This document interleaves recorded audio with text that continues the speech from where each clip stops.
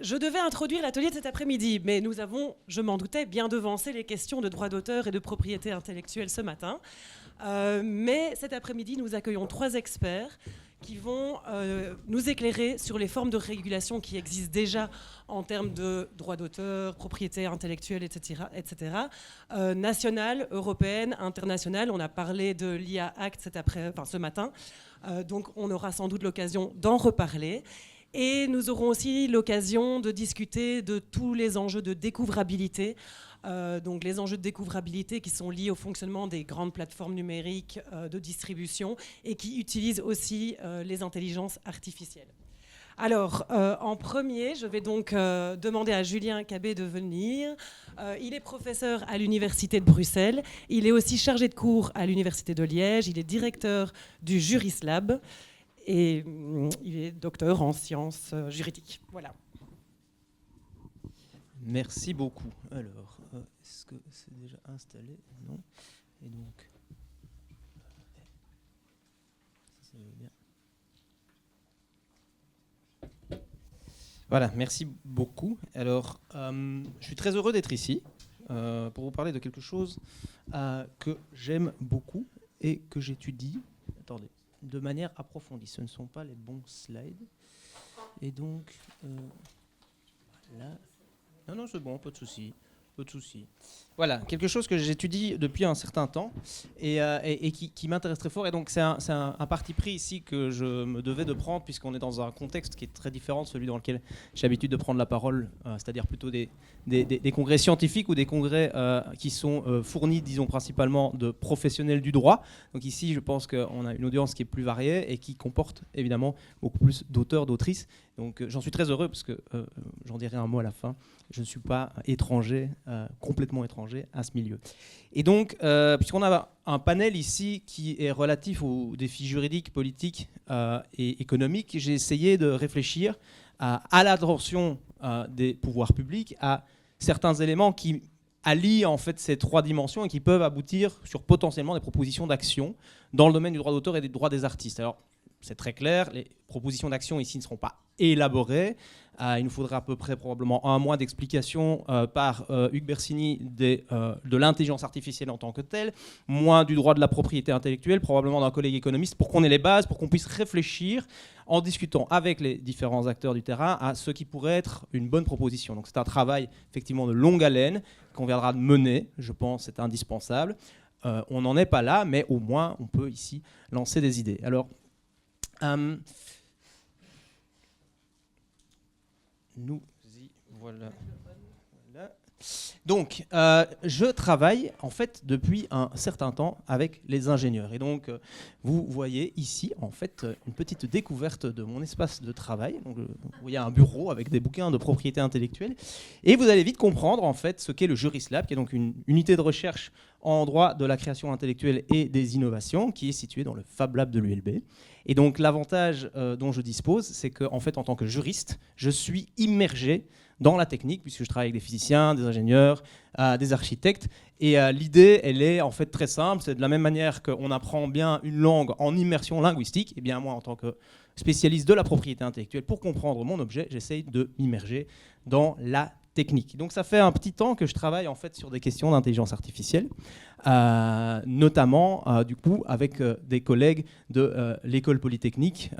Je n'ai pas le plaisir de travailler avec Hugues Bersini, mais j'ai le plaisir de travailler avec des amis à lui, j'aurais tendance à dire, puisque, comme je vous le dis, je travaille notamment sur l'utilisation des outils algorithmiques en matière de propriété intellectuelle, et spécialement dans le droit des marques. Donc j'en profite pour remercier la Fédération Wallonie-Bruxelles, puisque ce projet est financé notamment par des fonds qui proviennent de la Fédération.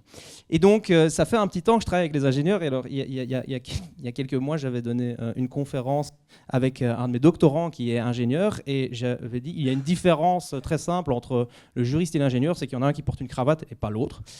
Ça marche aussi pour les auteurs et les artistes, puisque vous verrez, j'ai l'impression qu'il n'y a que 2 personnes qui portent des cravates ici, et ce sont les 2 orateurs juristes.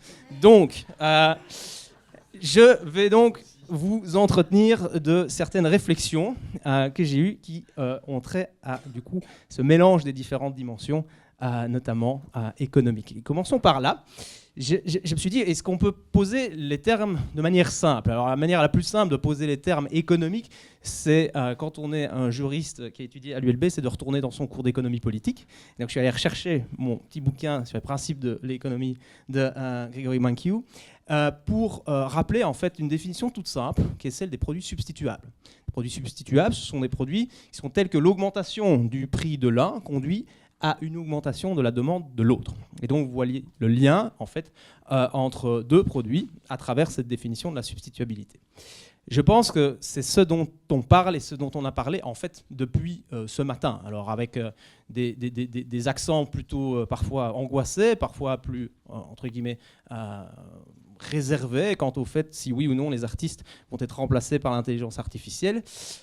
C'est une bonne question. Je ne pense pas nécessairement que les artistes vont être remplacés par l'intelligence artificielle, mais je pense que le produit de l'intelligence artificielle est substituable au produit de l'intelligence humaine dans une certaine mesure. Et donc, je me suis dit, tiens, essayons au départ de la description plus ou moins fidèle de l'image qu'on a utilisée pour cette journée d'études, de voir comment il était possible peut-être de créer en fait un visuel. Et vous voyez, donc ChatGPT, ça a pris 25 secondes et vous avez une image qui représente effectivement les différentes dimensions qu'on envisageait dans le cadre de cette journée d'études. Alors, ceci est possible, évidemment, parce qu'on a beaucoup de données, qu'on les a utilisées, mais surtout parce qu'on met beaucoup d'argent là-dedans.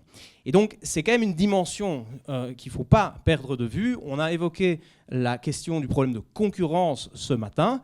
Je pense qu'effectivement, il y a une question quand même de concurrence. On a tendance à se voir, nous, êtres humains, producteurs, qu'on soit scientifiques ou qu'on soit auteurs, comme des nains sur les épaules de géants. Ici, en réalité, la situation à laquelle on est confronté, ce sont des géants sur les épaules de géants, puisque les géants qui sont sur les épaules, ce sont de grandes industries qui investissent dans l'IA. Et les géants dont on parle, qui supportent ces industries, eh bien, ce sont tous les êtres humains qui ont produit jusqu'à présent des créations de tout ordre. Donc, on est dans une situation un peu particulière où, en fait, on a deux produits. Permettez l'expression, ici on est en train de parler économie, et donc j'ose le terme produit pour des œuvres de la création artistique. On a deux produits en fait qui sont substituables et qui s'opposent. On a des créations humaines qui ont une qualité relativement élevée, mais qui ont aussi un coût utilisateur potentiellement élevé, puisqu'il faut évidemment rémunérer le travail de l'auteur. À l'inverse, on a en face des créations de l'intelligence artificielle qui ont aussi une qualité élevée et de plus en plus élevée. Je vois tout à fait Hugues Bersini, les progrès sont prodigieux. Et donc, on doit s'attendre à ce qu'effectivement, on aille encore plus loin, et où le coût utilisateur est très faible. Il y a beaucoup de coûts. Le coût écologique est énorme, il n'est pas répercuté directement dans votre abonnement à ChatGPT ou à Midjourney ou n'importe quelle autre intelligence artificielle. Donc on a une situation un peu particulière, et j'avais entendu cette phrase aujourd'hui, il y a quelques mois dans une conférence, et je pense que c'est utile de la répéter aujourd'hui. Donc ce dont je vais vous parler, régulation juridique. La régulation d'aujourd'hui est basée sur la technologie d'hier, pour gérer les problèmes de demain.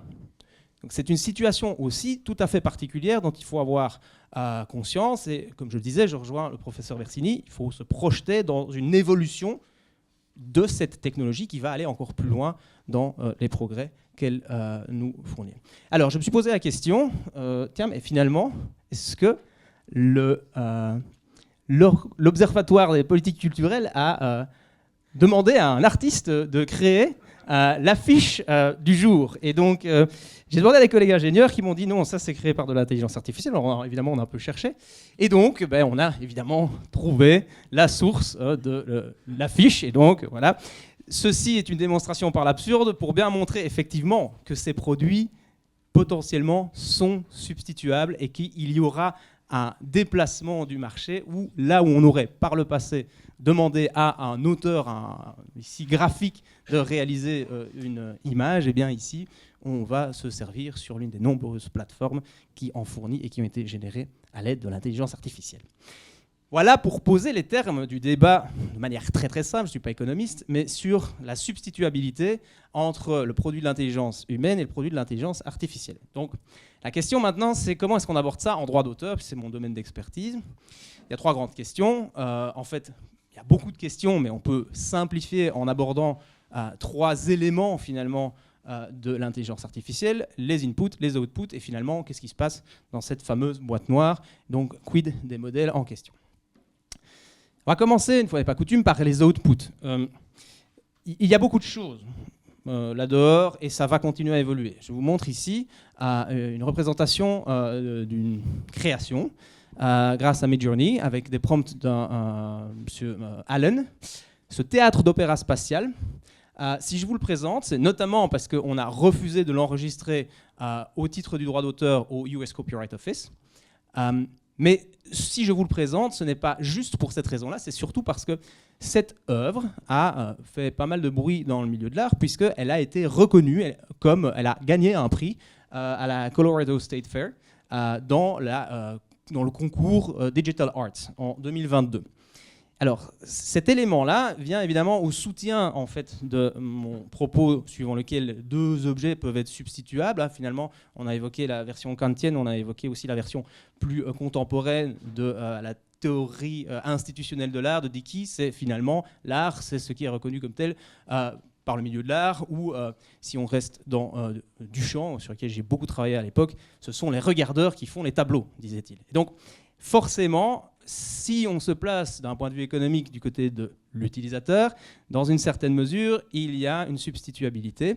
Et juridiquement, certains déjà, aux États-Unis par exemple, soulignaient cela. Finalement, ces 2 produits de l'intelligence artificielle et de l'intelligence humaine sont indistinguables, et donc on doit leur appliquer les mêmes règles de droit. C'est un propos qui a été tenu par certains. Il y a des similitudes sur le plan qualitatif. Alors, je vous rassure, pour le moment, en tout cas, dans certaines juridictions, on va plutôt à l'encontre de la protection par le droit d'auteur. C'est aussi un cas qui a fait pas mal de bruit, Recent Entrance to Paradise, créé de nouveau avec des prompts par un monsieur Thaler, que le US Copyright a de nouveau refusé d'enregistrer. On a une décision du District de Columbia sur cette question. Et avec cette idée qui est quand même au cœur de la doctrine contemporaine en droit d'auteur par rapport à la protégeabilité du produit de l'intelligence artificielle, c'est qu'en fait, la création humaine est le fondement du droit d'auteur dans sa justification. Human authorship is a bedrock requirement of copyright. Et donc, ça, c'est vrai dans certaines juridictions. On a eu tout récemment, et donc vous voyez, ça, les juristes en propriété intellectuelle connaissent bien ce blog IPCat où on a toutes les informations qui viennent d'un peu partout et dont on se nourrit pour savoir ce qui se passe partout dans le monde dans ce domaine. On a eu récemment, par exemple, une juridiction tchèque qui a aussi considéré que Dali ne pouvait pas créer une œuvre. Alors, évidemment, je ne vais pas dans le détail de ces décisions, il y a beaucoup de choses à dire et à relativiser, mais ce n'est pas partout comme ça. On a des juridictions chinoises qui, au contraire, ont estimé que le produit de l'intelligence artificielle pouvait être protégé par un droit d'auteur. Donc, on a quand même une situation là où, pour la question des outputs, il y a différentes positions. J'ai tenu une position très très claire. Les différences existent entre la production humaine et la production de l'intelligence artificielle. Elles sont sur le plan quantitatif. Une fois qu'une IA est entraînée, la production est énorme. Et on a ici certains qui soulignent le fait que une fois que c'est entraîné, avec des coûts marginaux très très faibles, vous pouvez en fait explorer de manière systématique toute une série de possibilités. On a parlé des GANs, c'est leur fonctionnement même. C'est vraiment l'idée d'explorer différentes combinaisons. Donc, je ne vais pas rentrer dans le détail, mais il est très clair selon moi, et ça fait quelques années que je le dis, que je travaille là-dessus, que le produit de l'intelligence artificielle ne doit pas être protégé par le droit d'auteur. Il y a beaucoup d'arguments techniques sur lesquels je ne vais pas revenir ici, qui justifient cette position, si ça vous intéresse évidemment. Je vous invite à aller voir tout ça. Et donc, premier moyen d'action en fait sur le problème de la substituabilité du produit de l'intelligence humaine et du produit de l'intelligence artificielle, c'est que si on considère évidemment que l'un et l'autre sont assortis d'un droit exclusif, le produit de l'intelligence artificielle est très attractif pour l'utilisateur. S'il peut à moindre coût obtenir un objet qui est protégé par un droit de propriété intellectuelle, c'est évidemment très intéressant. Donc la solution, probablement, c'est de ne pas reconnaître ce droit de propriété intellectuelle et donc de rester dans le domaine actuellement du droit des contrats. Et donc la proposition d'action 1, c'est vraiment de garder en tête qu'on ne doit pas protéger le produit de l'intelligence artificielle entièrement généré par l'intelligence artificielle via le droit d'auteur. La conclusion, je ne vais pas rentrer dans le détail, est valable aussi pour partie pour ce qui est assisté par l'intelligence artificielle. Ça ne veut pas dire qu'il n'y a pas de place au droit d'auteur, mais que le simple fait qu'il y ait un être humain qui soit un petit peu intervenu dans le processus ne justifie pas, pour toute une série de considérations, la protection du droit d'auteur. Ça, c'est pour les outputs. Pour les inputs, maintenant. Donc, on a évoqué le fait que ces intelligences artificielles se sont nourries des œuvres qui sont disponibles et on serait dans un vol de la création artistique. Ouais. Ce n'est pas tout à fait exact. Vous êtes peut-être familier de cette directive 2019-790 sur le droit d'auteur et les droits voisins dans le marché unique numérique, qui a fait beaucoup de bruit, où vous voyez une référence à ce qu'on appelle la fouille de textes et de données, qui est donc toute technique d'analyse automatisée visant à analyser des textes et des données sous une forme numérique, afin d'en dégager des informations, ce qui comprend à titre non exhaustif des constantes, des tendances et des corrélations. La fouille de textes et de données fait l'objet de 2 exceptions au droit d'auteur, qui sont envisagées par cette directive. Je n'en mentionne qu'une, puisqu'il y en a une qui est réservée au domaine scientifique, et que ici, en fait, dans le domaine de la création artistique, c'est plutôt cette fouille de textes et de données de l'article 4 qui nous intéresse, et qui, en fait, légitime la réalisation, le minage et l'entraînement, largement, d'intelligence artificielle au départ des données qui sont disponibles sur Internet, sous réserve, je simplifie un petit peu, mais sous réserve de ce que l'auteur peut faire un opt-out. Il peut en fait associer à ces œuvres qui figurent notamment sur Internet une réservation de droits lisible par machine et qui implique qu'en principe, ces œuvres ne peuvent pas servir à l'entraînement de ces machines. Je vous épargne aussi les détails de disons, l'interprétation de ces dispositions pour souligner plutôt un point. C'est que ce qu'on appelle donc la fouille de texte et de données, ou plutôt le text and data mining, fait l'objet d'une réglementation complètement fractionnée à l'échelle mondiale pour le moment. Et vous avez donc des législations qui sont très très différentes, avec champion toute catégorie du machine learning, le Japon, qui a en fait une exception tellement large qu'on peut pratiquement faire n'importe quoi avec des œuvres protégées par le droit d'auteur au Japon. J'ai entendu récemment qu'il y aurait un backlash complet justement de ce positionnement où on est en train de revenir en arrière, en tout cas pour des considérations économiques, on se rend compte que finalement ça allait peut-être trop loin. Tout ça pour dire qu'il y a en fait effectivement des régimes juridiques qui, en Chine, aux États-Unis, au Japon, en fait, offrent pas mal de latitude pour permettre en fait ce qu'on a qualifié ce matin de vol, mais qui juridiquement est donc dans une certaine mesure autorisé. Alors, les choses ne sont pas claires.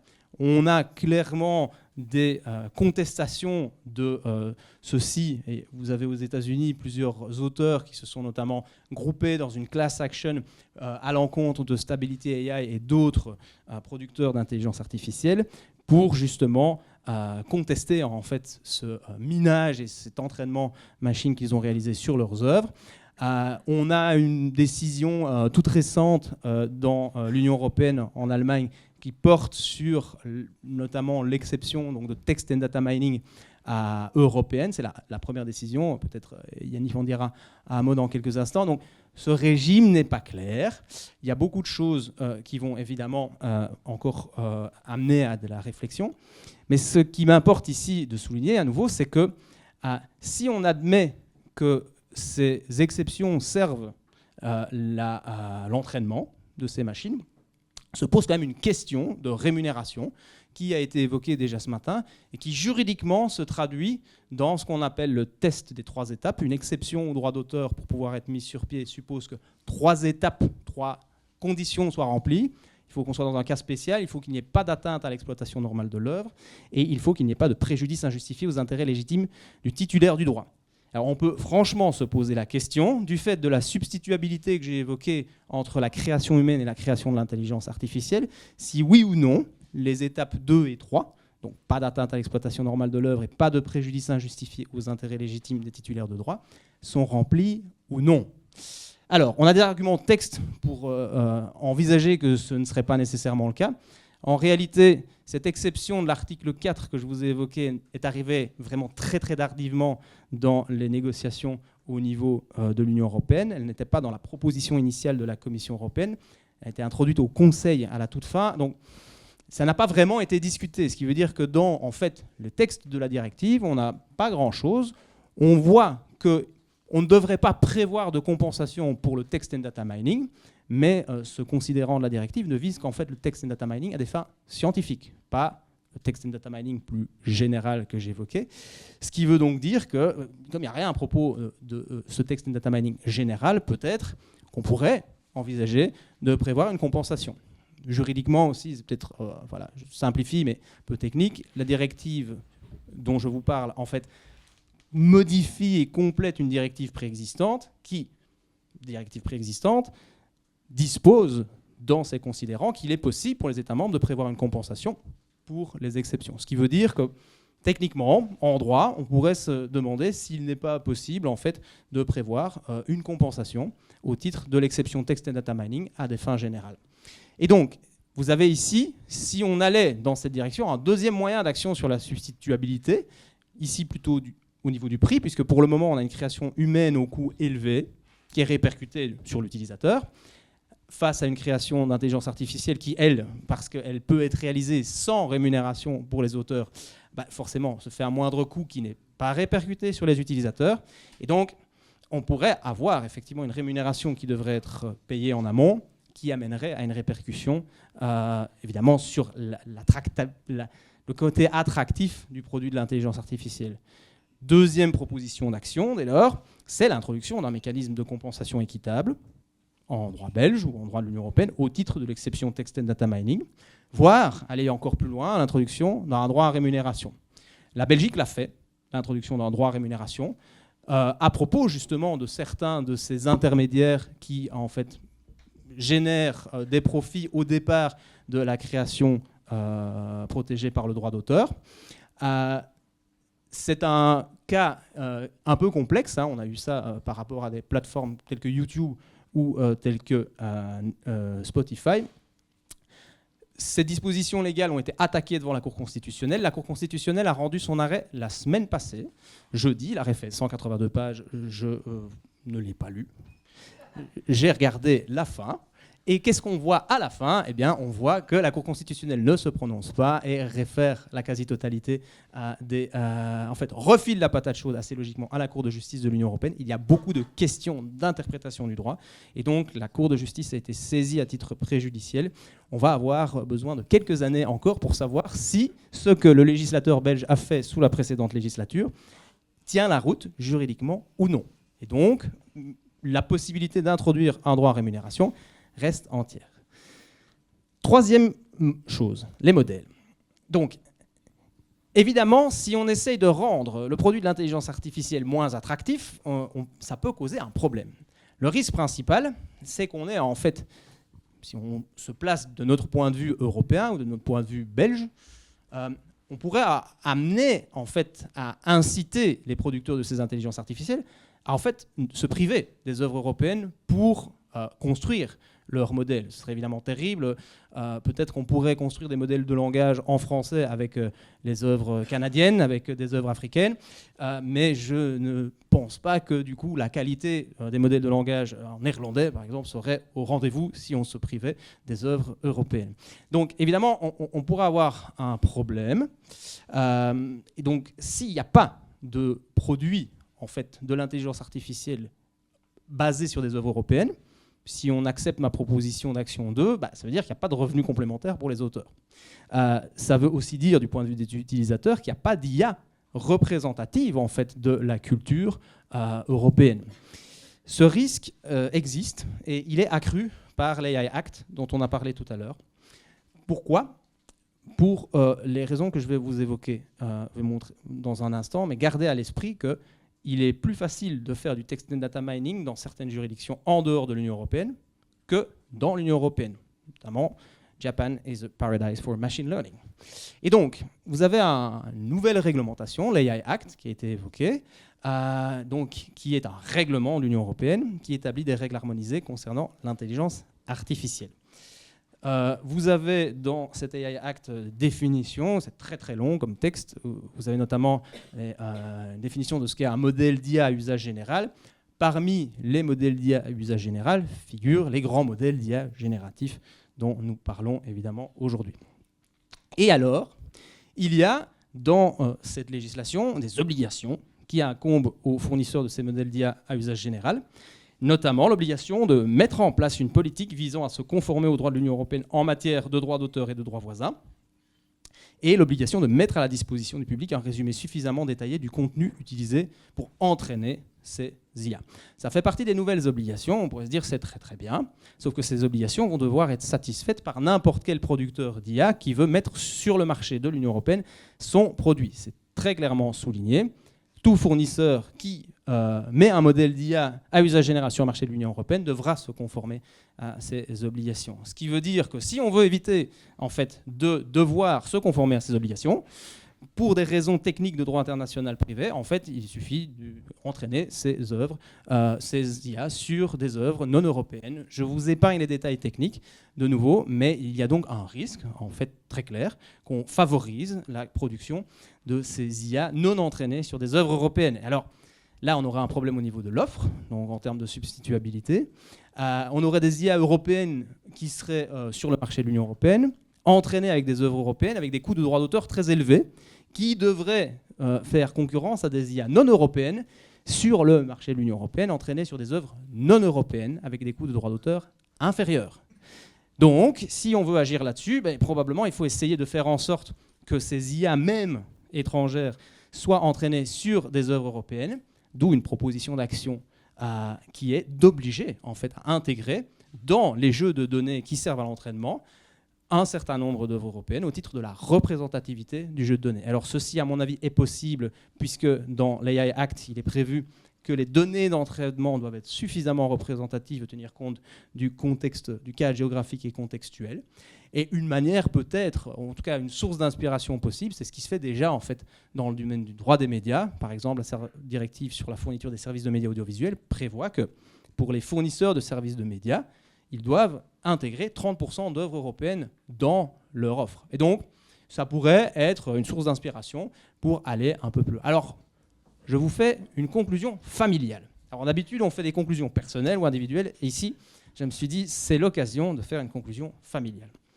Parce que je suis juriste, professeur du coup en faculté de droit, mais je suis surtout issu d'une famille de musiciens. Et donc vous me voyez au milieu en train de jouer un peu de guitare avec mon père et mon frère, que vous voyez respectivement de chacun des côtés. Donc moi je suis un piètre musicien amateur, mais mon père et mon frère sont tous les deux des musiciens de jazz professionnels. Guy Cabet et Arnaud Cabet pour ne pas les nommer, donc qui ont eu leur mérite reconnu dans toute une série de circonstances et qui vivent une situation très différente. Mon père est né en 1950, il a pu vivre de ses droits d'auteur. Il n'est pas diplômé du Conservatoire royal puisqu'il a créé les enseignements. Mon frère est né en 1990, il est doublement diplômé du Conservatoire royal. Mon frère est très actif sur les réseaux. Mon père ne sait absolument pas comment ça fonctionne. Et donc, ils ne vivent pas la même réalité de leur art. Et le jazz que l'un et l'autre pratiquent a fortement évolué. Et donc, ça m'amène quand même à faire le lien avec directement la Fédération Wallonie-Bruxelles et la déclaration de politique communautaire, puisqu'il y est envisagé quand même de, voilà, même si ce n'est pas le niveau de pouvoir compétent, participer à l'évaluation et à l'amélioration de la réforme du statut des artistes. D'intégrer les enjeux de l'intelligence artificielle. Je ne peux pas m'empêcher de souligner que le code de la propriété intellectuelle n'existe pas en Belgique, que c'est en France.